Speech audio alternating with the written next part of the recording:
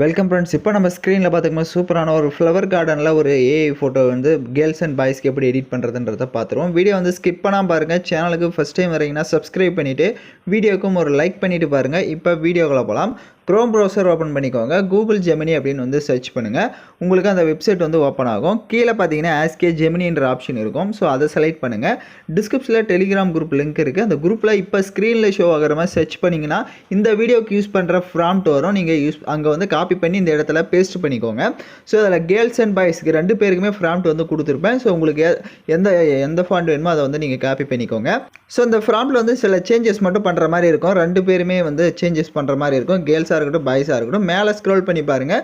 Man வந்து இருக்கும். So அது வந்து எதுவும் பண்ணாதீங்க. மேன்னா மேன், உமன்னா உமன்.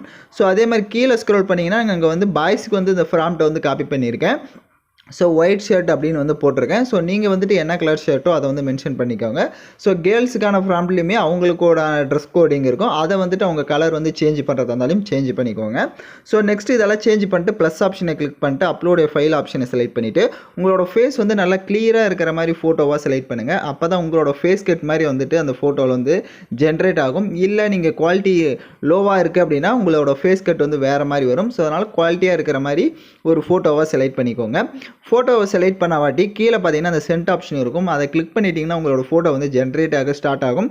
சில பேருக்கு சம்டைம்ஸ் இது வராமல் இருக்கும். மறுபடியும் ட்ரை பண்ணிவிட்டு பார்த்தீங்க அப்படின்னா உங்களுக்கு வரும்.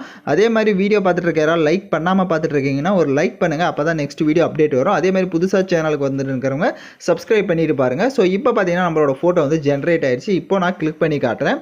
இப்போ அந்த ஃபோட்டோக்கு மேலே டவுன்லோட் ஐக்கான் இருக்கும். அதை கிளிக் பண்ணி நீங்கள் ஃபோட்டோவை டவுன்லோட் பண்ணிக்கலாம். அந்த டவுன்லோட் ஆப்ஷன் வரல அப்படின்னா ஃபோட்டோவை லாங் ப்ரெஸ் பண்ணுங்கள். டவுன்லோட் இமேஜின்னு இருக்கும். அதை வந்து கொடுத்துட்டு நீங்கள் வந்து டவுன்லோட் பண்ணிக்கோங்க.